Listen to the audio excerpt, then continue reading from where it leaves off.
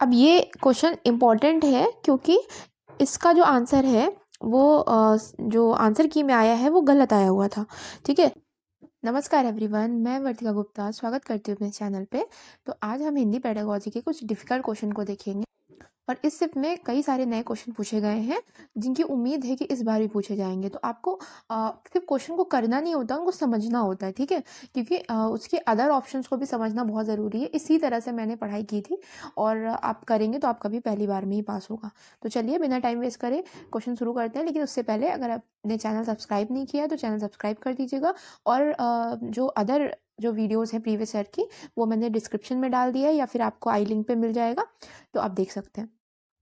तो पहला क्वेश्चन है हमारा कि बहुभाषिकता हमारे मस्तिष्क को सकारात्मक रूप से प्रभावित करती है। देखिए, जो एनसीएफ 2005 है, सॉरी एनसीएफ 2005, उसने बहुभाषिकता उसको हमेशा एक संसाधन के रूप में देखा है। ठीक है, तो इसीलिए वो तो जहाँ पे भी इसको बढ़ावा दिया जाएगा वो आप आंसर टिक करिएगा। अब आगे देखिए, कह रहा है कि वो सकारात्मक रूप से प्रभावित करती है और हमारे संज्ञात्मक कौशलों को समृद्ध करती है। ठीक है, ये बात सही है, बिल्कुल सही है। द्विभाषावाद का यह परिपेक्ष 20वीं शताब्दी के अधिकांश समय के दौरान द्विभाषा के प्रति विकसित दृष्टिकोण से सर्वथा भिन्न है। ठीक है, यहाँ कह रहा है कि जो दो भाषाओं को एक साथ यूज करना होता है वो 20वीं शताब्दी यानी कि पहले के टाइम में उसके प्रति जो दृष्टिकोण था वो अलग था। वो कैसे अलग था? क्योंकि शुरुआती दौर में दूसरी भाषा को किस रूप में जाना जाता था? तो पहले के टाइम में जो अगर अगर कोई इंसान हिंदी बोलता है तो उसको अगर इंग्लिश सिखाया जा रहा है तो उसको हस्तक्षेप की बाधा के रूप में जाना जाता था। याद रखिएगा, बाधा के रूप में जाना जाता था। ये देखिए, बहुत इंपॉर्टेंट क्वेश्चन है। ट्रांसलैंग्वेजिंग का मतलब होता है पारंपरिक सांस्कृतिक रूप से परिभाषित भाषा की सीमाओं को चुनौती देना। यानी कि एक भाषा का ज्ञान होते हुए दूसरी भाषा को भी सीखना, एक तरीके से कह सकते हैं। और जो पहले से चली वाली भाषा है उनकी सीमा, उनकी लिमिट्स को चैलेंज करना ही ट्रांसलैंग्वेजिंग कहलाता है। ठीक है, ऐसे ही क्वेश्चन पूछे जाएंगे, इसीलिए आपको ढंग से समझना बहुत जरूरी है। नेक्स्ट है, भाषा शिक्षा में रचनात्मकता से क्या तात्पर्य? रचनात्मकता मतलब क्रिएटिविटी से क्या तात्पर्य? जिसमें नई चीजों का समावेशन हो। देखिए कौन सा हो सकता है आंसर। इसमें कह रहा है ऐसी कक्षाई गतिविधि जो नवाचारी, बिल्कुल इनोवेटिव है, जिसमें बहुत कुछ सीखने की संभावना है। ये तो अच्छा आंसर है। आगे की भी पढ़ लेते हैं। कुछ नया करने के लिए संबद्ध घटकों को एक साथ करना, नहीं ऐसा कुछ नहीं है, असंबद्ध घटकों को नहीं करना, तो ये तो गलत हो गया। शिक्षण की नवीन विधियों का प्रयोग करने की कक्षाई विधि, शिक्षण की नवीन विधियों नहीं। देखिए, रचनात्मकता का मतलब ये होता है कि हमको ऐसी चीजें करना है जिससे बहुत कुछ करने की संभावना हो, इनोवेटिव करना। ठीक है, ये सारे आंसर उसमें में से नहीं आ रहे, इसीलिए आपका आंसर हो जाएगा फर्स्ट। ये बहुत अच्छा क्वेश्चन है। इसमें कह रहा है मेरी कक्षा में सदफ नामक विद्यार्थी है, उसने कहीं से अच्छा और जैसे शब्द सुने हैं और पाठ्यक्रम की पुस्तक में इसके बारे में कोई व्याख्या नहीं है। इनकी पुस्तकों में तो ऐसा होगा नहीं ऐसे वर्ड।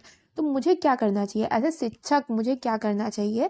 तो ऐसी मित्र को बुलाना चाहिए जो अच्छी तरह से हिंदी बोल सके। तो ये नहीं आंसर होगा। बोली जाने वाली भाषा के प्रामाणिक प्रयोग के उदाहरण ढूंढने चाहिए, बिल्कुल ये अच्छा आंसर हो सकता है। लेकिन और देख रहे हैं, व्याकरण की पुस्तकों में इस तरह के प्रयोग को ढूंढना, केवल ढूंढना मात्र नहीं, शब्दकोश देखना चाहिए, डिक्शनरी भी नहीं। ये आंसर होगा कि बोली जाने वाली भाषा के प्रामाणिक प्रयोग। प्रामाणिक प्रयोग मतलब उसका ऑथेंटिकेट जो प्रयोग है उसके उदाहरण देखने चाहिए कि हाँ इसका उपयोग इस जगह पे हो सकता है। तो ये आंसर उसको सेटिस्फाई करेगा बच्चे को, इसीलिए। नेक्स्ट है, निम्नलिखित में से कौन से व्याकरण के पाठ का चरण नहीं है?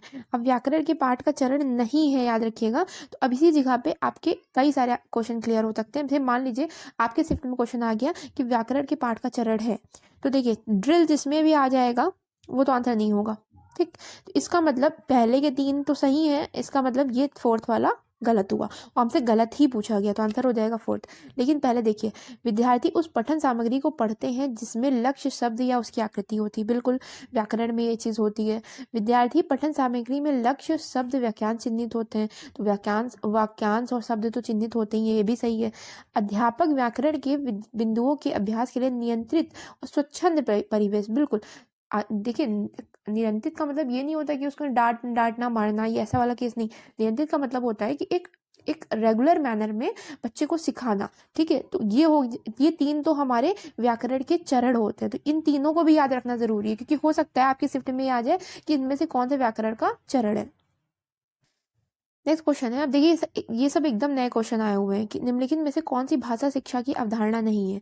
तो मुद्रित समृद्ध परिवेश, ये अच्छा है क्योंकि मुद्रित समृद्ध परिवेश का मतलब है कि अगर बच्चे को हम प्रिंटेड बहुत अच्छा दिखाएंगे, सिर्फ पिक्चर्स के माध्यम से, होल्डिंग्स के माध्यम से सिखाएंगे, तो वो बच्चे जल्दी सीखते हैं। ध्वनि विज्ञान में जो उच्चारण हो जाता है हम लोगों का, जो हम लोग के वाक नली से जो उच्चारण निकलते हैं या उनका जो साउंड्स होते हैं, वो ध्वनि विज्ञान में। डिसलेक्सिया तो आपने पढ़ा होगा, ये बीमारी होती है, इसमें पढ़ने या वर्तनी संबंधित बीमारी आ जाती है। ये सारी भाषा शिक्षा संबंधित है, ध्वनिक भाषा शिक्षा से संबंधित नहीं है क्योंकि ये गति से संबंधित होता है। तो आपका सेकेंड आंसर हो जाएगा इसका। नॉम चॉम्स्की आपने पढ़ाई होगा कि इनका कहना है कि भाषा का अर्जन जन्मजात होता है। अब यहाँ देखते हैं कि इन्होंने एक वाक्य बोला है, रंग रहित हरे विचार शांतिपूर्वक सोते हैं। अब रंग रहित मतलब रंग नहीं है, ऊपर से हरे भी बोल दिया। तो देखते हैं ये वाक्य कैसा उदाहरण है। व्याकरण की दृष्टि से सही है पर पसंद नापसंद व्यक्त करता है, ऐसी कोई बात नहीं कही गई है। व्याकरण दृष्टि से सही है पर अर्थ की दृष्टि से सही नहीं। बिल्कुल, ये व्याकरण की दृष्टि से तो एकदम सही है, लेकिन अर्थ की दृष्टि से सही नहीं, क्योंकि अर्थ गलत निकल रहा है। पहले इन्होंने कहा रंग नहीं है, फिर कह रहे हैं हरे रंग का है। इसीलिए यही आपका आंसर हो जाएगा कि कौन सा वाक्य है ये व्याकरण की दृष्टि से सही बनावट है पर अर्थ की दृष्टि से सही नहीं है। अब यहाँ कह रहा है परिरामता, इसलिए इसके आगे हालांकि कैसे उदाहरण है, योजक उपकरण के हैं। ठीक है, क्योंकि योजक उपकरण क्या होता है इसी जगह समझिए, जो दो वाक्यांशों को जोड़ने का काम करते हैं उनको बोलते हैं योजक उपकरण। जैसे मैंने कहा कि मुझे जाना था लखनऊ, लेकिन मैं इसलिए नहीं गई क्योंकि मुझे काम बहुत था, तो इसलिए क्योंकि दो वाक्यांशों को जोड़ रहा है ना। अब नेक्स्ट क्वेश्चन है, कक्षा में अध्यापक की भाषा के सही उदाहरण की पहचान कीजिए। तो मतलब अध्यापक को कैसे बोलना चाहिए।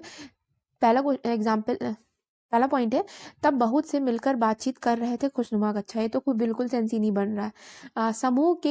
समूह एक के द्वारा समर्पित विचार दिमाग उड़ा देने वाला है। ये उड़ा देने वाली बात टीचर नहीं करना चाहिए ना, टीचर को नहीं करना चाहिए।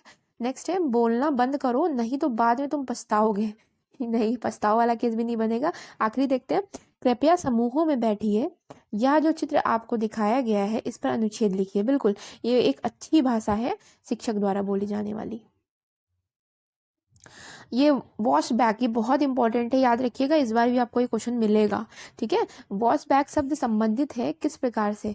तो वॉश बैक का मतलब होता है कि कक्षा की शिक्षण सामग्री को प्रभावित करता है। ठीक है, वॉश बैक में वो सारी शिक्षण सामग्री आ जाती है जो कि क्लास को प्रभावित करती है। ठीक है, अब शिक्षण सामग्री का मतलब हो जाता है कि पाठ्यक्रम भी आ जाएगा उसमें, शिक्षण की प्रथाएं, विधियां, ये सब कुछ उसमें सम्मिलित हो जाएगा। तो याद रखिएगा, वॉश बैक बहुत इंपॉर्टेंट शब्द है। तो आंसर इसका फर्स्ट हो जाएगा। विविध संदर्भों में स्वाभाविक विमर्श में शामिल हुआ संग्रह क्या है। तो पाठ्य पुस्तकों का संग्रह नहीं, विविध संदर्भों का मतलब है कई सारे कॉन्टेक्स्ट में, तो केवल पाठ्य पुस्तक का संग्रह नहीं हो जाएगा। पाठ सामग्रियों का बड़ा सा संग्रह और आंकड़ों का आधार, ये हो सकता है, लेकिन लास्ट के भी देख लेते हैं।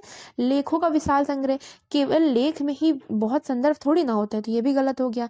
व्याकरण का संग्रह तो बिल्कुल ही गलत हो गया। तो आंसर क्या हुआ, सेकंड वाला, कि एक पाठ सामग्रियों का बड़ा सा संग्रह जो आंकड़ों का आधार है। ठीक है, बेस है, इसीलिए ये आंसर हो जाएगा आपका सही, सेकेंड वाला। अब ये क्वेश्चन इंपॉर्टेंट है क्योंकि इसका जो आंसर है वो जो आंसर की में आया है वो गलत आया हुआ था। ठीक है, लेकिन मैं इसका सही आंसर बताती हूँ। इसमें है, स्टीफन क्रेशन के अनुसार यदि एक विद्यार्थी आई की अवस्था में है, उसको I+1 स्तर के किस प्रकार के निवेश से अर्जन संभव है। ठीक है, तो जब स्टीफन क्रेशन को आपने पढ़ा होगा तो उसमें होता है कि अगर मान लीजिए वो आई की अवस्था है, मान लीजिए मैं अभी इस स्तर पे हूँ, ठीक है, मुझे आगे बढ़ना है, तो I+1 की जो अवस्था होती है उसको हम बोधगम्य इनपुट बोलते हैं। ठीक है, निवेश बोलते हैं, और आंसर की में अबोधगम्य आ गया है जो कि गलत है। ठीक है, तो इसका आंसर हो जाएगा थर्ड, बोधगम्य निवेश। ध्यान दीजिएगा, इस टाइप के क्वेश्चंस को मैं करेक्ट करवा देती हूँ, वरना की को ही रटवा दे रहे हैं, लेकिन करेक्ट आंसर का पता होना बहुत जरूरी है, क्योंकि हो सकता है इस बार सही आंसर मान लिया जाए। भाषा अर्जन के बारे में क्या सही है, तो इसमें भाषा अर्जन क्या होता है, जो स्वाभाविक हो, हम लोग के बस में ना हो। जैसे बच्चे जब होते हैं तो आसपास से ही सीखने लगते हैं ना, जैसे हम लोग बोलते हैं वैसे बोलने लगते हैं। तो ये एक स्वाभाविक प्रक्रिया है और अवचेतन है, यानी कि इस पे कंट्रोल नहीं रहता, अपने आप ही ये हो जाती है, तो अवचेतन हो जाएगा।